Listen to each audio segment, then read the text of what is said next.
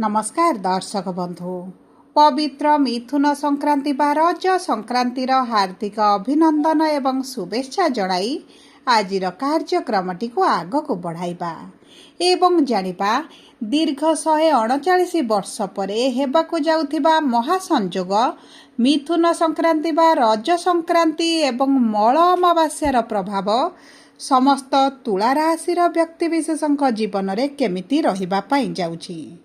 देखंतु दर्शक बंधु एही भिडियोटी समस्त तुला राशिर व्यक्तिविशेषଙ୍କ पाई बहुत अधिक गुरुत्वपूर्ण रही कारण एही संक्रांति दिन सूर्य अष्टम भाव खराब भावरु गोचर करुछंती भाग्यर भाव को जहा फल रे एही संक्रांति परठारु आपणक जीवन रे बड़ बड़ परिवर्तन आसिबो किंतु समस्त तुला राशिर व्यक्ति विशेष मानकु एका प्रकारर प्रभाव पड़िबो नाही। किछि तुला राशिर व्यक्तिंकर भाग्य चमकी पारे एवं किछि तुला राशिर व्यक्तिंकर भाग्य दुर्भाग्य रे मध्य बदली पारे।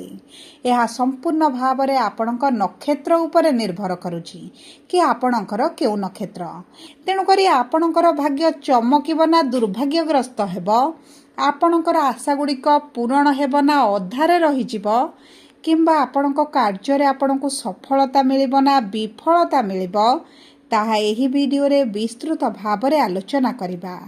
सेतिपई आपण आम सह वीडियोर शेष पर्यंत जोड़ी होई रुहंतु।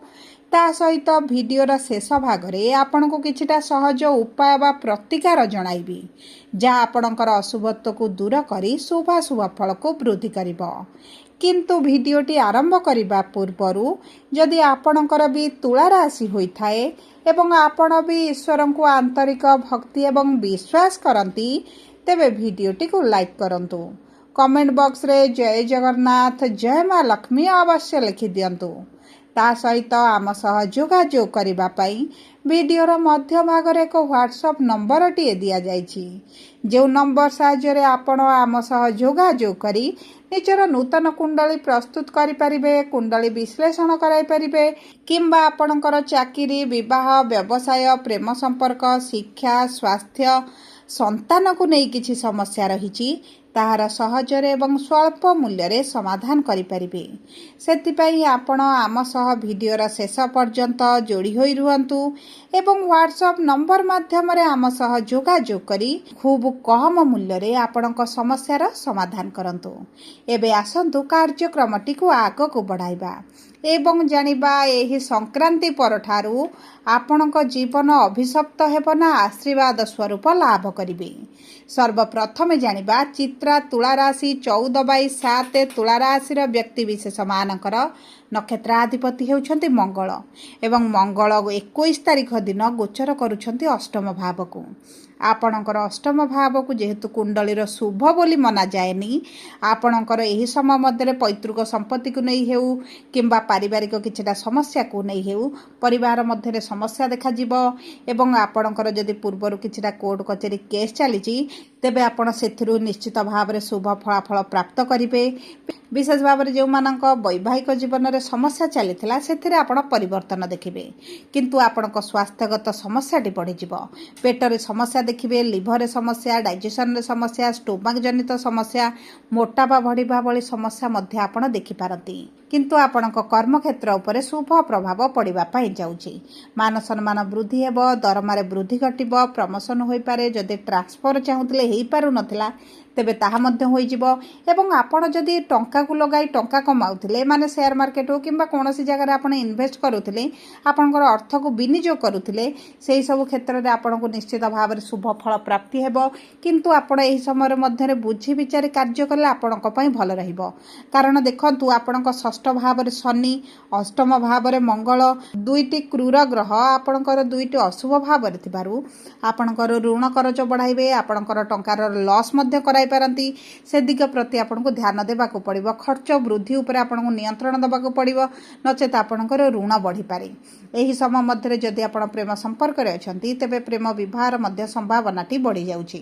जदि आपणकर प्रेम बह कि बाधा विघ्न आसूला ता दूर हो विद्यार्थी मानकर शिक्षा क्षेत्र में समस्या रोला मनर ईर्षापरायण भाव रोला जेलसी भाव रोला कि आपणकर टार्गेट पूरण होनी बोली आपण मनर जो अफसोस रोला चिंता रोला ता दूर हो जदि आप गवर्नमेंट सर्विस परीक्षा देउछंती इंटरव्यू एंट्रांस देउछंती तेबे आपनको उत्तम फल प्राप्ति हेबो। ता सहित जदि यही समय मध्य आपण संतान ପାଇଁ चेष्टा करती तेबे आपणकर किछिटा सर्जरी करने को पड़ पारे तापर आपनको संतान सुख लाभ हेबो। एबे आसंतु जानिबा स्वाति तुला राशि बा 15/7 तुला राशि व्यक्ति विशेष मानकर नक्षत्राधिपति होउछंती राहु विराजमान करिसेंती पंचम भाव में। देखंतु विद्यार्थी मानकु बहुत गुड़े स्कोप मिलिबो जदि कोनोसी प्रतियोगिता रे भाग नेउछंती तेबे सफलता मिलिबो। जदि आपण किछिटा आईटी सेक्टर ने जो कैरियर बनाइबा पाउछंती तेबे मध्ये आपणक पई शुभदायक रहइबो। जो व्यक्ति मानकर शिक्षा क्षेत्र में समस्या बढ़ी जाइछि तांकर सेही समस्या गुड़िक कमि जिवो किंतु संतानक सहित आपणकर संपर्क रे किछिटा मनमालिन मतभेद देखि पारंती संतान आपणक कथा न मानि पारंती संतानकर किछि निष्पत्ति रे आपण संतुष्टि न होई पारंती तेणु करी एही समय मध्य रे आपणक संतानक पक्षरु आपणको एतटा शुभ फल न मिलि पारे। एही समय मध्य रे जदि आपण विवाह पई चेष्टा करूथिले विवाह होई पारु नथिला तेबे आपणकर विवाह मध्य होई जिवो।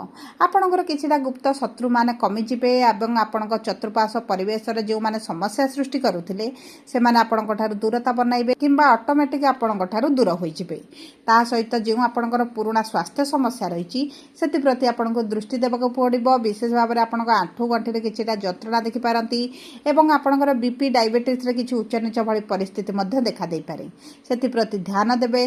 भाग्य आपणकर साथ देउछि जदि आपण भाग्य भरोसा रे किछि व्यवसाय आरंभ करिबा पई चाहुछंती तेबे आपणक पई बहुत अधिक शुभदायक रहइबो एवं एही समय जदि आपण किछिटा जमी भूमि जानवाहन संबंधित निष्पत्ति नेबाकू चाहुतिले तेबे 21 जून परठारु एतेटा आपणक पई शुभदायक रहिबो नाही। ता पूर्वरु जदि किछि निष्पत्ति नियंती तेबे आपणको उत्तम फल प्राप्ति हेबो। एबे आसंतु जानिबा विशाखा तुला राशि बा 16/7 तुला राशि रा व्यक्ति विशेष मानकर नक्षत्राधिपति हेउछंती देवगुरु बृहस्पति एवं गुरु विराजमान करिसेंती केंद्रर भाव रे कर्म क्षेत्र रे नूतन सुजोग मान आपणको प्राप्ति हेबो। जदि आपण चाकरी ट्रांसफर करिया पई चाहुथिले चेंज करिया पई चाहुथिले चाकरी रे किछिटा परिवर्तन चाहुथिले तेबे एही समय मध्य आपणकर निश्चित भाव रे होइजो कारण बृहस्पति आपणकर केंद्रस्थ होइछंती एवं देखंतु केतु जेहेतु आपणकर एकादश भाव रे अछंती आपणकर दीर्घ दिनर किछि इच्छा अभिलाष पूरण होइजिवो। जदि आपण तीर्थ यात्रा करिया पई चाहुथिले दूर यात्रा करिया पई चाहुथिले तेबे आपणक पई बहुत अधिक शुभदायक रहबो। बंधु मिलन होई पारे किछि सांग साथी पुराना मित्र प्रियजनक सहित आपणकर जोगाजोग बढ़ी जिवो किछि उच्च स्तरीय लोकक सहित मध्य आपणकर जोगाजोग बढ़िबो।